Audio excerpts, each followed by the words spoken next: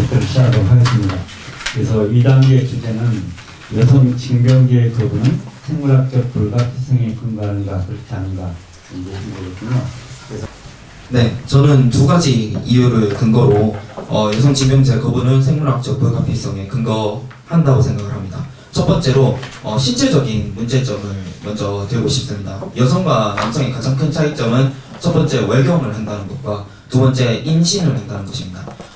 먼저 월경 기간에 저희는 모르겠지만 엄청 많은 부작용과 그리고 체력적인 저하 그리고 컨디션의 난조 이런 게 옵니다.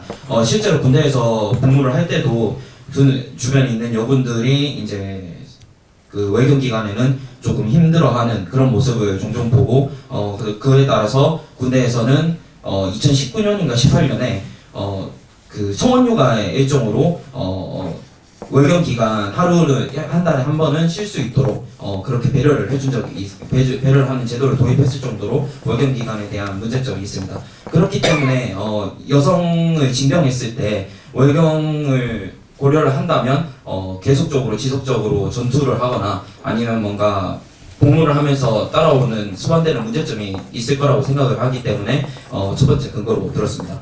두 번째는 여성 징병이 이루어지고 나서 2년간의 복무 기간을 필수로 채우게 된다면 노산의 걱정이 있다는 것입니다. 지금 현재 대한민국은 높은 초산 평균 연령을 갖고 있습니다. 복무를 안 한 지금도 32.1세라는 높은 수치를 갖고 있는데 2년의 복무가 늘어나게 되면 거의 대부분의 복무를 하는 여성들이 34.1세라는 초산 평균 연령을 가지게 됩니다. WHO에서는 20세에서 35세가 가장 이상적인 그 출산 나이라고 하고 35세 이후에는 임신 확률에 급격한 저하가 일어나고 유산율이 5배, 조산율이 2배 증가하는 것도 지금 통계적으로 나와 있습니다. 이러한 부분을 고려할 때 여성 징병을 하게 되면 생물학적으로 임신이라는 문제점이 노산이라는 문제점이 발생한다고 보여지기 때문에 두 번째 근거는 노산으로 정했습니다.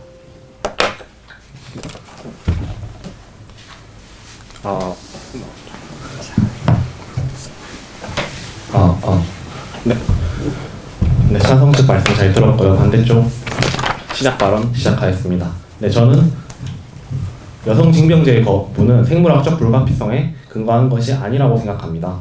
네, 생물학적 차이가 일부 있는 것은 맞습니다. 하지만 불가피한 것은 아닙니다. 사회적 역할인 젠더의 발전이 더욱더 크게 작용했다고 보아집니다. 네, 그 이유는 먼저 대부분의 여성이 남성에 비해 신체적으로 약하다는 것은 사실입니다. 하지만 이것이 여성에 대한 완전한 군면제의 이유가 될 수는 없습니다. 하지만 네, 대표적으로 앞서 찬성 측에서 말씀해주신 여군의 존재가 있겠지요. 여성 또한 그 우수한 자원들은 충분히 남성들에 비해서 더욱더 투과를 나타낼 수 있는 전투 병과뿐만 아니라 비전투 병과 또 조리나 행정 부분에선 여성의 섬세적인 부분들이 더욱더 발휘를 할 수 있고요. 네. 이런 신체적인 차이는 여성이 단순히 전투에 적합하지 않다는 것에 대한 근거가 될 뿐이지 징집 자체에 대한 배제의 정당성을 가지기에는 부족하지 않나 주장합니다. 네. 또한 현재 2년 동안 똑같이 징집을 하게 된다면 여성과 남성과 당연히 남성과 여성이 똑같은 복무 기간을 가지는 정도는 아닐 것입니다. 이스라엘의 경우에도 남성과 여성이 3개월에서 6개월 정도 차이가 있는 것으로 알고 있고요. 단지 우수한 여군 인력, 평균적인 남성에 비해서도 우수한 여군 인력을 징병하게 되어서 그에 대한 국방력 증가를 가져올 수 있다는 점입니다. 또한 다소 전투와 군대가 맞지 않는 여성이라 할지라도 현재 남성들의 4급, 5급에 해당하는 대체복무자 요원이나 군의관 또는 공보위 같은 사회적으로 필요한 전문적인 일을 충분히 도와줄 수 있는 역할을 할 수 있습니다. 그렇기 때문에 신체적인 것에 비하게 지나지 않고 신체적인 것보다는 전통적인 성역할 사고관이 크게 작용했다고 할 수 있습니다. 김주환 국방 관련 교수는 남성 징병제가 남자는 국방을, 여자는 가사와 출산, 양육을 책임진다는 정통적인 성역할에 근거하여 이 남성만 징병하는 것이 제정되었다는 점을 시인하였습니다. 이 말은 과거에는 남성들만 징집을 해도 충분히 병력을 충당할 수 있었습니다. 또한 남자는 국방 의무를 다하고 가정에 돈을 벌어오는 역할을 하고 여성은 출산과 양육 또한 가사를 전담하는 정통적인 성역할이 존재했습니다. 하지만 현재 그 병력법 제정 이후 70, 80년이 지난 지금 여성의 사회 진출은 더욱 증가하고 있고 또한 전통적인 이제 가사 분담이나 출산 육아에 대한 다룸도 더욱더 발전된 상황입니다. 이런 상황에서 충분히 여성 징병제의 도입으로 인해서 이런 젠더의 관점을 넘어서 젠더의 관점을 더욱 발전시켜서 여성 징병제가 기여할 수 있다고 생각합니다. 네, 이상입니다. 진행하겠습니다. 네, 반대쪽 의견 잘 들었습니다. 먼저 한 가지 여쭤보고 싶은 게 있는데, 그 여군 복무에 대해서 얘기를 좀 하고 싶습니다. 여군이 복무하기 위해서 준비 기간이 얼마 정도 되는지 혹시 반대측에서 알고 계십니까? 말씀해 주십시오. 네, 15주라는 훈련 기간을 거치게 됩니다. 지금 현행 여군을 뽑기 위해서는 그거는 남군도 동일한 기간을 그렇게 훈련을 받고 있는데요. 그 15주라는 기간을 통해서 어떤 거를 측정을 하냐면 이 사람이 어떤 그 직무나 아니면 그런 거에 병력에 대해서 적합한가 그런 걸 보는 것이 아니라 군대에 있을 수 있는 최소한의 조건을 만족하는가라는 걸 평가하게 됩니다. 그거를 14주차에 있는 인간 종합평가라는 걸 통해서 그거에 합격을 하게 되면 인관을 하게 되고요.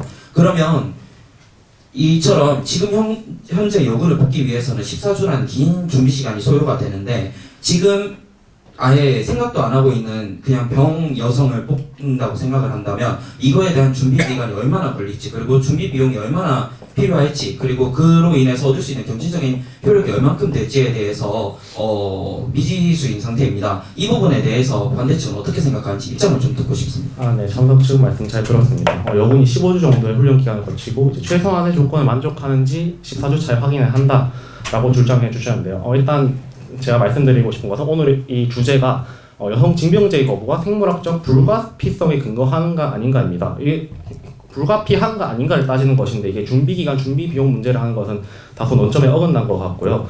또한 이제 여성 사병과 그 간부의 경우에는 그 기준치가 다르다고 생각합니다. 그 부사관 장교를 뽑고 사병을 뽑을 때도 그 신체 등급의 기준치가 다르지 않습니까? 장교의 경우 훨씬 엄격하게 진행되죠. 그렇기 때문에 여성이 사병으로 복무하고 또 대체 복무로 복무한다면 대체 복무를 통해서 병력 임무를 다 한다면은 다양한 방법을 통해서 꼭 신체적으로 우월하지 않더라도 또 우월하다면 우월한 대로 충분히 이런 병역 임무를 부담할 수 있다고 감당할 수 있는 능력이 있다고 주장합니다. 또한 제가 말씀드리고 싶은 것은 신체적 차이의 월경 문제를 크게 강조해 주셨는데 청원휴가 같은 경우에는 모든 직장에도 다양하게 있는 분야고요. 또한 현재 여군에서 이렇게 월경 문제가 있지만 간부식이나 되는 이제 간부식이나 되는 자원들이 이렇게 복무를 하고 있는데 어째서 사병은 되지 않는 것인지 그 간극에 대해서 설명을 부탁드리겠습니다. 네, 첫 번째 질문하신 것과 제가 묻고 싶은 게 동일한 의미라서 먼저 제가 묻고 싶은 말씀드렸던 거에 대해서 반론을 먼저 드리겠습니다. 여군 복무 얘기가 나온 이유는 제일 처음에 젠더 갈등에 대해서 얘기하면서 여성이 약하지만 약한 거를 인정한다라고 얘기를 하셨습니다. 제 인론에서 맞습니까? 물론 전체적으로 그렇다는 거죠. 인정하십니까?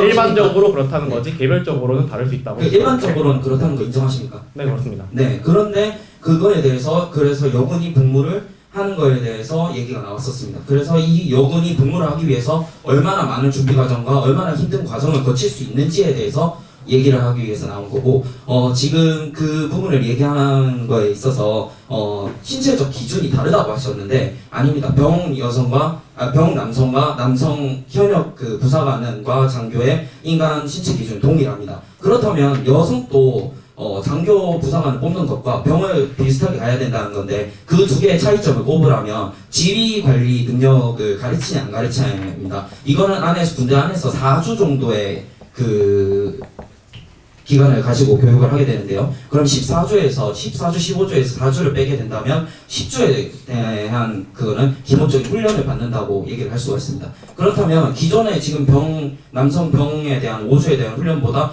거의 2배 가까운 수치가 늘어나는 건데 줄인다고 하더라도 여성이 남성보다 더 많은 훈련 기간을 가져야 된다는 거에 대해서는 동의하시는지 여쭤보고 싶습니다. 그리고 방금 질문하신 거에 대해서 답변을 드리면 아까 청원휴가 얘기를 하셨지 않습니까? 예. 그 청원휴가 같은 경우에는 군대 지금 밖에서는 그 월경으로 인한 청원휴가가 없습니다. 근로자 기준법에는 그 해당 내용이 없습니다. 군 인사법에만 해당하는 내용이 있고 이거는 군대에서만 특수하게 운영되는 것입니다. 이 부분을 이제 병한테 적용을 한다 그러면 병사들 같은 경우는 24시간 군대 안에서 있는데 이 24시간 동안 휴가를 줘야 된다는 얘기입니다. 그렇다면 휴가를 받을 수 있는 인원과 휴가를 받지 못한 남성의 인원에 대해서 차별이 있다고 남성 쪽에서는 받아들일 수가 있는 거고 이는 오히려 더 젠더 갈등을 유발할 수 있는 사태가 발생합니다. 군 생활이 보통 이제 지금 2년인데 2년 동안 매달 한 번씩 쉬게 된다면 24번을 쉴 수가 있게 됩니다. 그럼 24일 복무 일수가 줄어드는 건데 그렇다고 여성들한테 24일 월경으로 쉬었으니까 24일 더 복무해라 라고 얘기를 하게 된다면 거기에서도 분명 반발이 있을 것으로 예상됩니다. 그렇기 때문에 지금 여성이 병을 뽑히는 건 적절하지 않고 그 부사관과 장교를 뽑히게 된다면 근무 시간이 하루 8시간이기 때문에 8시간 근무 후에 퇴근을 해야 되고 휴가를 쓴다고 하더라도 8시간밖에 차이가 나지 않습니다. 이 부분에 대해서 그리고 청원휴가는 그 해당 청원휴가는 유급이 아니라 무급휴가이기 때문에 그 정도의 페널티를 준다고 얘기를 할 수가 있습니다. 그래서 이 부분이 병으로서 여성이 복무할 수 없다는 신체적인 그 부분에 대한 답변입니다. 네, 말씀드렸듯이 굉장히 많은 말씀을 해주셨어요. 특히 이제 청원휴가 같은 경우나 이제 월경 문제를 강조해 주셨는데요. 앞서 말씀드렸듯이 남성과 여성이 그러니까 여성 징병제를 실시하더라도 동일한 기간 동안 복무하는 것이 아닙니다. 당연히 여성의 신체적인 특성을 고려해야 됩니다. 실제로 이제 여성이 더 짧기도 하고 그런 월경 같은 배려도 있을 뿐만 아니라 또 복무 기간 자체도 차이가 납니다. 다른 나라의 경우에는. 네, 그렇기 때문에 이제 그렇게 월경 휴가로 하루 정도 더 준다 하는 것을 24일이 되면 24일이 차이가 나서 그게 남성과 오히려 차별이 아니냐 하셨는데 지금 현재 같은 상황에서 충분히 갈 수 있는 능력이 있는 자원이 있는데도 불구하고 이렇게 일괄적으로 병력을 면제하는 것 자체가 더욱더 큰 차별이지 않나. 단순히 24일의 차이가 나는 것은 그것이야말로 이제 남자와 여성의 신체적 차이를 고려한 정책이 되는 것입니다. 지금같이 이제 여성을 약자로 보고 이제 여성 모두를 병력에서 면제를 시키는 것이 아닌. 네, 그리고 제가 강조드리고 싶은 것은 불가피성에 근거하는 것입니다. 제가 불가피한가입니다. 제가 말씀드리고 싶은 것은 그렇기 때문에 여성 간부의 존재가 충분히 입증되었고 또 이스라엘의 사례에서 봤듯이 충분히 제대로 시행되고 있는 나라가 있는데도 불구하고 이렇게 어려운 점이 있다. 노산의 위험이 있다. 노산의 이유에서도 이제 34세로 증가하게 된다고 하셨는데 이거는 2년을 그냥 추가해서 말씀하신 건가요? 네, 그렇습니다. 네, 단순히 이제 여성이 군대를 갔다 온다고 해서 그 기간 동안 그 기간이 이제 똑같이 결혼을 2년 동안 늦춰진다라고 보는 것은 좀 논리적 비약이 있는 것 같고요. 또한 여성의 경우에, 그러니까 이스라엘의 경우에는 출산을 하게 된다면은 또 결혼해서 출산하게 된다면은 병역 면제를 하고 있는 제도를 시행하고 있습니다. 여기에 대한 대비책은 충분히 그 이후에도 강구할 수 있다고 강조드리고 싶습니다. 네, 그렇다면은 찬성측에 말씀드리고 싶은 것은 제가 앞서 말씀드린 신체적인 격차보다는 전통적인 성 역할을 근거해서 제정되었다. 그렇기 때문에 이를 젠더의 의식이 높아진 지금 이걸 타파해야 된다라고 주장하는 거에 대해서는 이제 동의하시는 겁니까? 저는 동의하지 않고요. 헌법재판소에서 판결문을 이제 낼 때 해당 부분에 대해서 남녀의 평등권을 해치지 않는다라고 2회 정도 그 판결을 했습니다.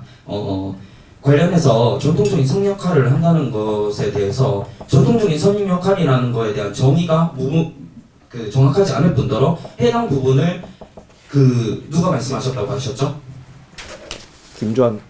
김주환 교수입니다. 네, 그분이 누군지 오늘 전 처음 들었습니다. 그렇게 공신력이 있다고 볼 수도 없고 어떤 직책이 있는지도 잘 모르는 사람이 했던 얘기를 갖고 와서 근거로 된다는 거는 조금 문제가 있다고 생각하고 개인의 주장을 공적인 자리에서 이제 근거로 제시하는 거에 대해서는 좀 맞지 않다고 생각을 합니다. 그리고 반박이 들어왔던 거에 대해서 얘기를 하게 되면 여성과 남성의 군복무 기간을 다르게 설정하는 것으로 출산 나이 증가에 논리적 비약이 있다고 하셨는데 이 다르게 설정하는 것이 남녀 평등을 위해서 지금 그 전통적인 성 역할을 기반으로 이게 만들어졌으니까 남녀 평등을 위해서 여성의 징병제가 이루어져야 된다고 얘기를 하시는 건데 그러면 남녀 평등을 위해서 군복무를 시켰는데 남녀 평등하지 않게 군복무 기간을 설정한다? 이거는 모순점이 있지 않습니까? 상술적인 평등 얘기하는 것이 아닙니다. 똑같이 18개월 갔으니 18개월 다 가라가 아니라 병역의 의무가 이제 일괄적으로 면제되어 있는 이런 상황에서 조금이라도 남성들의 부담을 덜고 그런 평등에 기울어진 입장에서 조금 더 높여가야 된다라고 주장한 것입니다. 당연히 신체적 차이가 있기 때문에 그런 월경에 대한 문제라던가 기간에 대한 문제는 충분히 고려될 수 있다고 보아집니다. 그렇기 때문에 지금까지 안 되었던 것도 일부 있는 것이고요. 또한 그러면 질문 먼저 하나 드리겠습니다. 그렇다면 지금 그 수치를 고려해서 기간을 설정해야 된다는 말씀으로 들리는데 그 월경과 그 다음에 임신에 대한 부분을 고려를 해가지고 수치화를 어떻게 시킬 것인지 여쭤보고 싶고요. 그 다음에 두 번째로 해당 부분에 있어서 만약에 그렇게 해서 군복무 기간이 다르게 설정된다고 한다면 국민투표를 실행한다고 생각해봅시다. 이거에 대해 찬성 반대. 그렇다면 결과는 어떻게 나올 걸로 예상을 하십니까? 우선 이제 안보에 관련된 문제를 국민투표에 붙이고 여론을 고려해야 된다는 것 자체가 저는 어불성성이라고 생각합니다. 군대라는 집단은 굉장히 국가의 안보를 책임지는 특수한 집단입니다. 그렇기 때문에 안보의 위협이나 이제 국방력 증대에 이어서 국방부가 판단해서 그것이 필요하다, 필수적이다라고 생각하면 징집을 하고 이제 요구를 하는 것이지 그거를 국민투표를 붙여서 여성의 징병하면 몇 개월로 해야 합니까? 이렇게 자의적으로 국민들의 감정으로 이제 그 기간을 결정하는 것 자체가 어불성설이라고 생각하고요. 네, 반박 좀 드리겠습니다. 일단 안보에 대해서 얘기를 하셨는데 군대가 안보를 책임지고 있는 것은 맞지만 국방력 증대를 위해서 여성 징병제가 필요하다는 얘기를 하셨는데 그 부분도 사실이 아닙니다. 여성 징병제를 통하지 않고도 따로 국방력 증대를 꾀할 수 있는 부분이 많고요. 여성 징병제에 대한 거는 우리의 국가에 대한 의무에 대한 사회적인 약속입니다. 헌법에서 약속되어 있는 약속이고 이 부분이 국가의 주인은 국민이라고 많이 얘기하지 않습니까? 근데 그게 국민투표에 붙여지지 않을 이유도 없다고 생각합니다. 여성을 징병하냐 안 하냐는 비밀 유지의 위반에 저촉되지 않습니다. 해당 사실은 그냥 충분히 국가에서 논의할 수 있는 부분이라고 생각합니다. 드리는 것은 물론 생물학적인 차이가 일부 있는 것은 사실이지만 그것은 이제 집단으로서의 남성과 집단으로서의 여성의 이제 평균적인 차이에 기인하는 것이고 충분히 개인의 여성의 관점에서는 군복무에 적합하고 또한 이제 적합하지 않는다 하더라도 대체복무나 여러 가지 방법이 있을 수 있고 또한 그것보다 중요한 것이 이런 신체적인 이유보다는 지금까지 반대했던 이유가 이제 이런 젠더적인 역할, 전통적인 성 역할에 기인해서 이제 여성은 양육과 출산을 담당하고 남자가 국방을 담당한다라는 이런 사회적인 이제 분위기 속에서 거부가 이루어졌기 때문에 이런 걸 이제 발전한 지금 젠더에 대한 담론이 발전한 지금 이를 타파하고 여성 징병제를 통해 민주 시민으로서의 역할을 다 해야 된다라고 주장하는 것입니다. 반대측 입장 다시 한번 잘 들었고요. 여성 개인에 있어서 적합한 사람이 있을 수도 있고 그 외에 대체복무의 방안이 있다고 하셨는데 대체복무에 대해서 좀 더 자세하게 들어보고 싶습니다. 어떤 방안을 생각하고 계십니까? 현재 그 내체복무를 하는 남성의 경우에 굉장히 다양한 경우가 있겠지만 연구원으로 하는 경우도 있고 이제 자격증이 있는 경우에 군 법무관, 군의관, 공보위 등 여러 가지 자격증을 위시하는 경우도 있고 또한 신체적으로 정말 좋지 않아서 4급, 5급, 6급에 해당하는 이제 남성분들이 이제 공익 대체복무를 하던가 아니면 이제 전시근로 여부로 편성이 되어 있습니다. 여성이 과연 이런 남성의 신체 등급과 비교를 했을 때 과연 4급, 5급, 6급을 넘어서 면제에 해당하는 수치인가에 대한 정량적인 비교와 또한 이런 대체 복무를 통해서 남성과 여성이 전문성을 가진 분야에서 충분히 이제 국방력을 위해서 또 사회를 위해서 이제 그 역할을 다할 수 있다라고 주장하는 것입니다. 네, 해당 부분에 대해서 두 가지 정도 반박을 하고 싶은데요. 현재 그 공익 근무를 하는 4급 요원과 그 다음에 전시 근로역이라고 부르는 5급 복무 같은 경우에 전쟁이 나면 전시 임무가 따로 있습니다. 이 사람들이 이거를 평시에 한다고 해가지고 전쟁을 안 나가는 것이 아니고 전쟁이 나게 된다면 해당 지역의 방위 거점과 국민 대피 등의 임무를 맡고 있습니다. 이 부분에 있어서 헌법재판소도 평시에는 가능할지는 모르나 전시에는 해당 부분을 여성이 임무를 수행하기 힘들다라고 해서 남녀 평등에 대한 여성 징병을 합헌이라고 여성 징병을 하지 않는 것을 합헌이라고 판명을 하는 경우가 있습니다. 그래서 만약에 진짜 다 양보하고 한다고 쳐도 어떻게 정량적으로 평가할 것입니까? 4급, 5급에 해당하는 거는 어딘가에 질병이 있거나 아니면 신체적으로 약간 문제가 있거나 그런 부분에 대해서 그런 사람들한테 배려를 해주는 건데 이 부분을 남성의 기준에 맞춰져 있는 현 기준을 어떻게 여성한테 정량적으로 적용을 할 건가? 똑같이 아픈 사람만 할 건가? 아니면 괜찮은데도 그 훈련을 받기 힘들다고 평가가 되는 거를 어떻게 할 것인가? 이거에 대한 기준을 세우기가 정말 애매하다고 저는 생각을 하거든요. 그 부분에 대해서 좀 묻고 싶고 그다음에 전문직 같은 경우에는 특수한 자격증이 있는 사람들인 경우인데 지금 현재 뉴스를 보게 되면 공보이나 공중보건이나 아니면 군의관 입대 대신에 현역병을 가는 의사들이 많다는 뉴스가 좀 있습니다. 이거 같은 경우에 지금 굳이 기간도 더 길고 그리고 내가 그만큼 짧은 기간을 밖에서 의사 생활을 하거나 전문직 생활을 하면 돈도 더 많이 벌고 경력도 쌓을 수 있는데 왜 내가 전문직을 가야 하냐라는 얘기가 남성들한테서 나오고 있는 얘기인데 과연 이게 여성들한테 전문직을 대체 복무를 시킨다고 해서 이게 과연 달가워할 일인가라는 거에 대해서도 뭐 여쭤보고 싶습니다. 총 3개의 질문입니다. 네, 달가워하고 말고의 문제가 아니라 현재 말씀하신 대로 군의관을 기피하고 있고 사병으로 입대하고 있고 지금 많이 부족한 실정입니다. 하지만 여성들도 그런 능력이 있는 건 사실이지 않습니까? 전문 자격증이 있다면 똑같이. 네.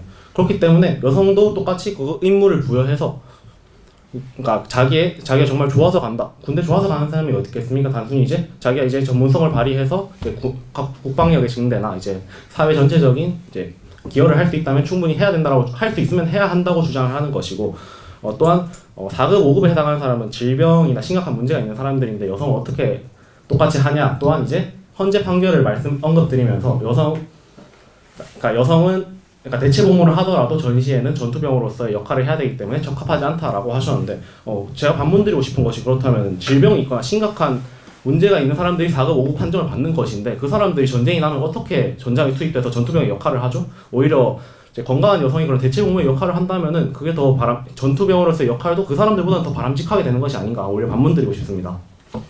네, 답변 드리자면 해당 부분에 있어서 4급과 5급을 판단하는 기준이 단순 질병이 아닙니다. 이 사람이 4급 보충력에 대해서는 전시 상황에 공익근무 요원을 하다가 전시 상황에 현역병으로 투입될 수 있는 사람한테 4급을 주는 거고요. 5급 같은 경우는 현역 전시 상황에 닥쳐서 지역 방위를 할 수 있는 사람한테 주는 겁니다. 이 외에 아예 복무가 안 되는 사람들 같은 경우에 다른 역할을 부여를 하게 됩니다. 아예 군대 병역을 부과 대상자가 아닙니다. 여성처럼. 마찬가지로 지금 여성 같은 경우에 그러면 하기 힘들다고 판단해서 병 아픈 사람은 어떻게 하죠? 지금도 안 하고 있습니다. 그렇기 때문에 그거는 얘기할 부분이 아니라고 생각을 합니다. 그리고 지금 전문직에 대해서 거기까지 네. 중간에 말씀하신 것 중에 4급의 경우엔 전투병을 할 수 있는 사람을 4급으로 판정한다 하셨는데 지금 3급, 4급을 나누는 기준을 본다면은 이제 현재 개정이 돼서 현재 지금 자원이 부족해져서 더욱더 완화되는데 현역병을 가는 기준이 176cm에 120kg에 나가는 이제 병사도 이제 현역으로 가야 합니다. 또한 십자인대 수술을 받았더라도 이게 전방파열, 후방파열이 전부 다 돼야지만이 이제 공익으로 빠집니다. 또한 이제 허리 디스크 또한 이제 30도 이상 굽혀져야지 지금 공익으로 판정이 되는 와중에 이 사람들이 과연 전투에 참여할 수 있을지에 대해서 지금 제대로 된 기준이 아니다. 지금 남성만 징병을 해서 무리하게 현역 징병률이 높아지고 있다. 지금 전투병을 적합하지 않은 사람까지 지금 공익을 끌고 가고 있기 때문에 이 부분에서 여성들이 나서서 도와주어야 한다는 것입니다. 네.